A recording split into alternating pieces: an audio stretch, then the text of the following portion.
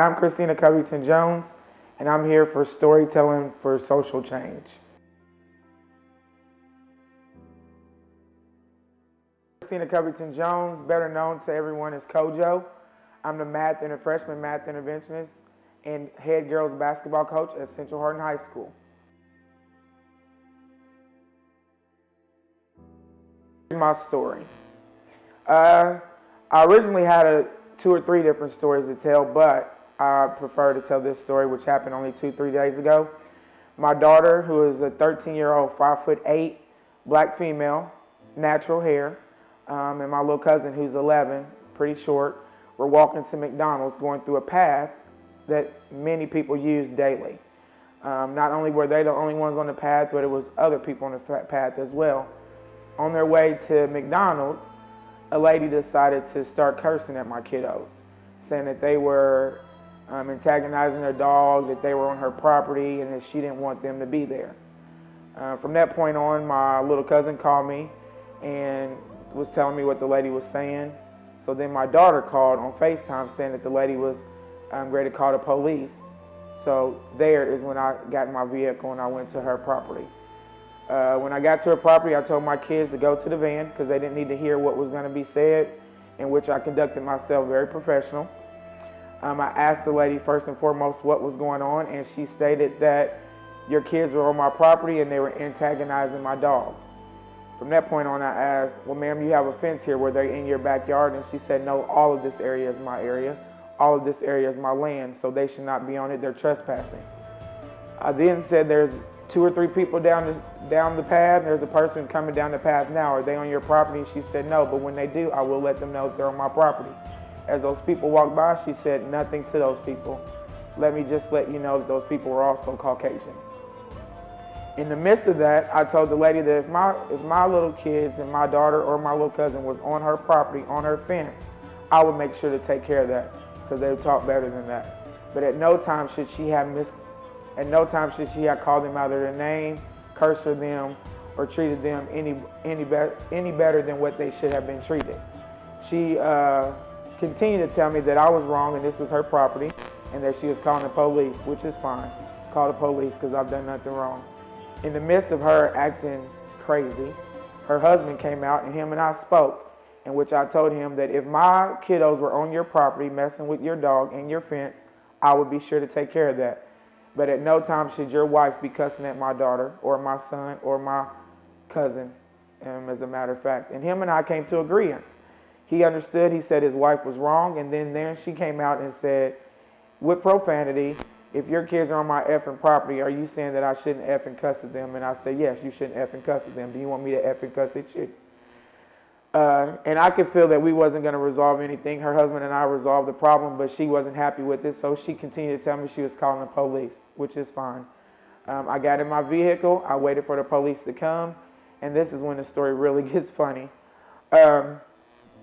As the police comes in, I reverse out, and I get out as the police is coming, and she starts running off of her porch screaming, these 2 kids were on my property, they were trespassing, they were disrespecting me, they were on my fence trying to kick my dog. And I said, well, ma'am, I intervened. I said, first and foremost, either they're on your property or they're not on your property.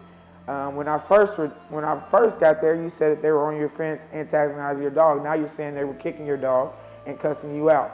I said, that's now the 3rd story you've told. To cut it in half, a long story short, the lady basically said that she didn't want my black kids walking through her property. And the police officer was amazing, I will say that. He told her that if she didn't want anybody, black, white, green, or purple, to walk through her property, she needed to put no trespassing signs.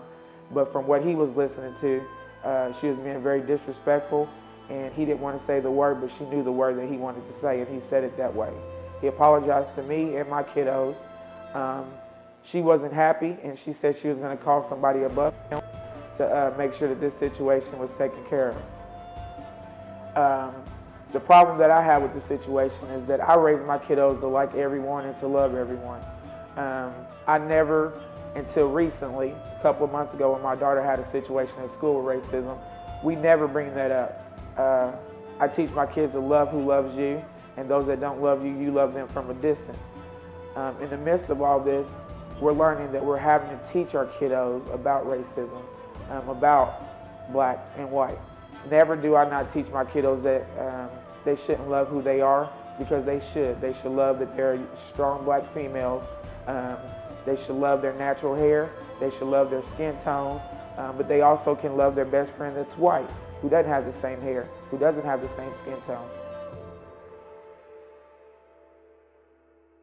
And so my call to action would be, it's going to be hard right now to change the older generation, because they know and they feel some way. What I'm going through now with my daughter and what I've been through as a 40-year-old female, my mom has went through different stories. So her story is not my story.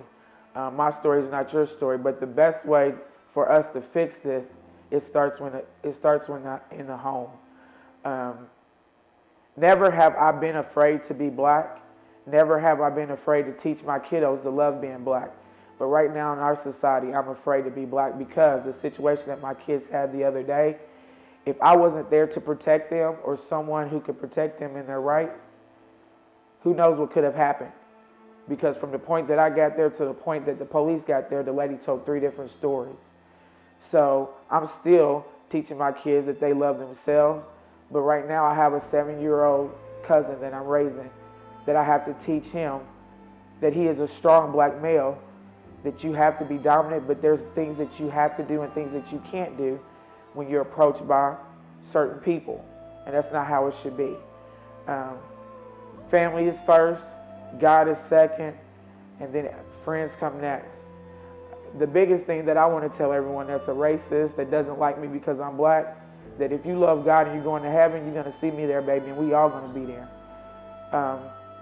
It hurts every day when I wake up and I pray that my kids have a happy life and my kids make the life the best life that they can make. It doesn't matter if they decide to be white, be best friends with a white girl or a white boy. It doesn't matter if they decide to be a lesbian or gay. We teach our kids to love everybody, and until we all start to decide that, we're not going to make a movement. It doesn't matter if you're black and you want to be black. It doesn't matter if you're white and you want to be white. God made us all a certain way, and we got to keep pushing and be better. Again, for listening to my story, I'm Kristina Covington-Jones, better known as Kojo, and this is Storytelling for Social Change.